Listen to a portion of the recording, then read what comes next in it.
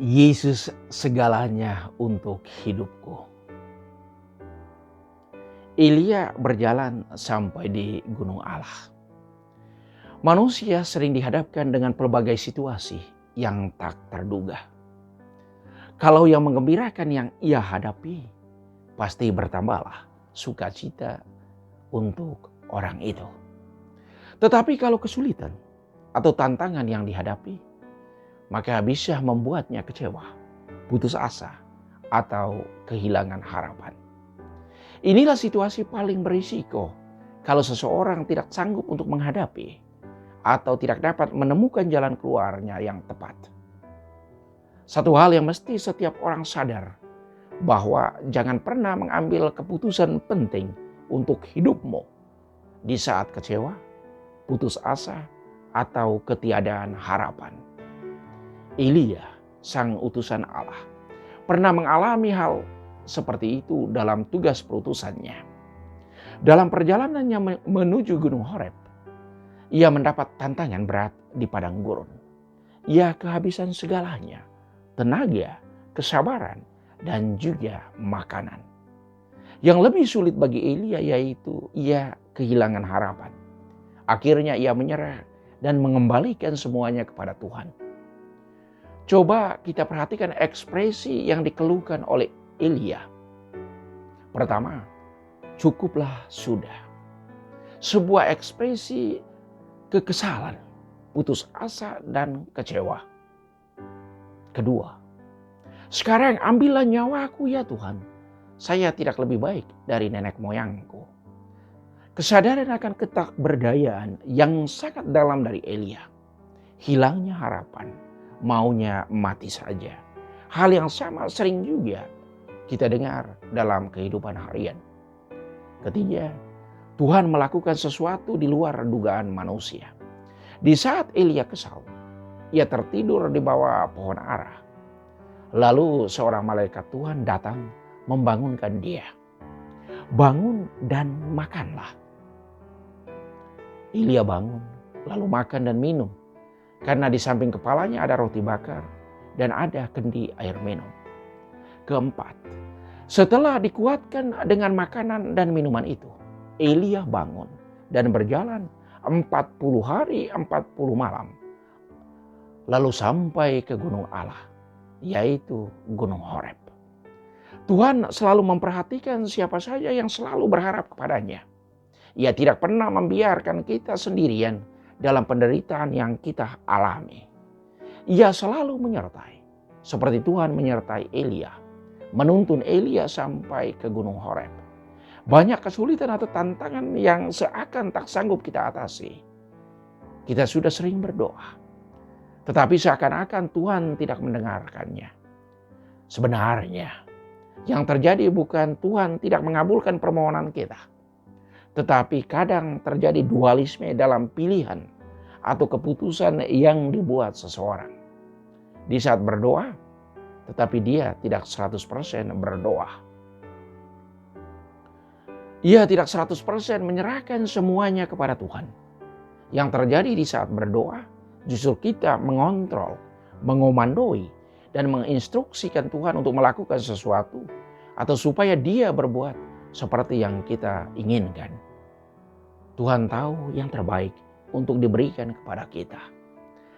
Andaikan yang kita mohonkan tidak dikabulkannya, berarti itu mungkin tidak sesuai dengan kebutuhan atau untuk kebaikan kita. Tuhan selalu memberikan yang terbaik untuk kita. Kita membiarkan diri kita dituntun oleh Tuhan, bukan kita yang menuntun Tuhan. Kita menyerahkan diri kita untuk dibantu oleh Tuhan, bukan kita yang membantu Tuhan untuk mengambil keputusan buat diri kita.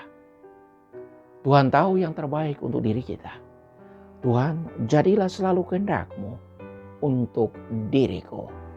Itulah teladan yang Bunda Maria berikan untuk kita. Hiduplah di dalam kasih. Buanglah segala kepahitan, kegeraman, kemarahan, pertikaian, dan fitnah dari antara kamu, serta segala kejahatan lainnya. Hendaklah kamu rendah hati seorang terhadap yang lain, penuh kasih mesra dan saling mengampuni.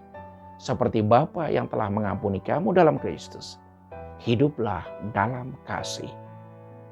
Menjadi pengikut Kristus yang baik berarti mengikuti apa yang dinasihati oleh Santo Paulus di atas tadi. Perjuangan untuk mengampuni itu adalah sesuatu yang susah. Tetapi kalau kita berhasil melakukannya, kita akan memperoleh kedamaian serta sukacita yang mengubah seluruh hidup kita. Kalau kita tidak bisa mengampuni yang lain, kita memblok dan menghalangi rahmat Allah untuk sampai kepada diri kita. Hal praktis yang kita upayakan supaya rahmat Allah sampai kepada kita, yaitu hiduplah dalam kerendahan hati dan semangat saling mengampuni.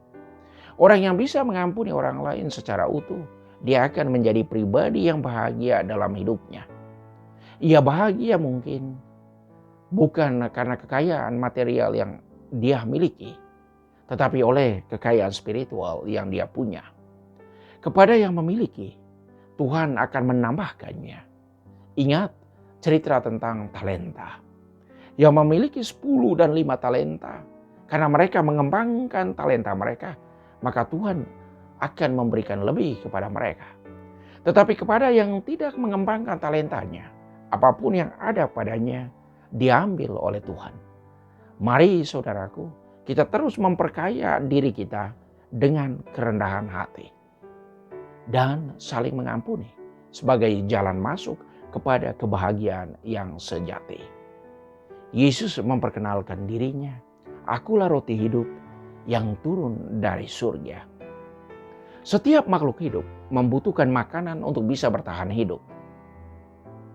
Orang memperoleh kekuatan fisik setelah mereka mengkonsumsi sesuatu.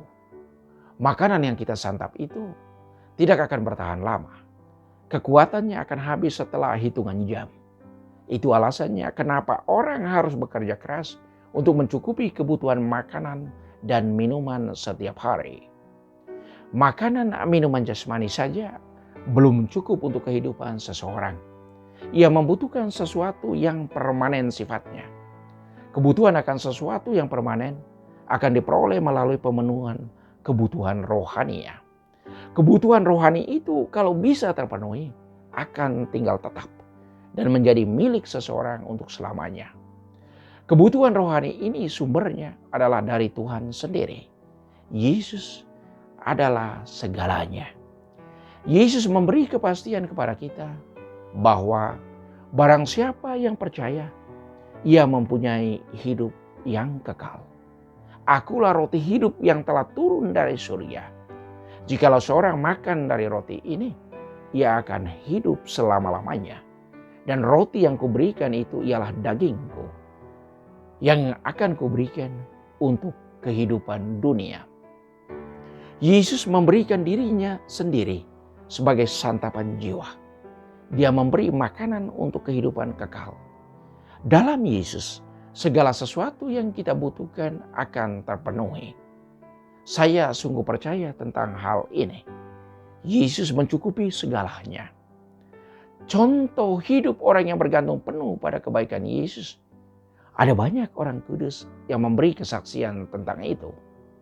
Orang kudus yang hidup di zaman kita yaitu Mother Teresa dari Kalkuta dan juga Paus Yohanes Paulus II.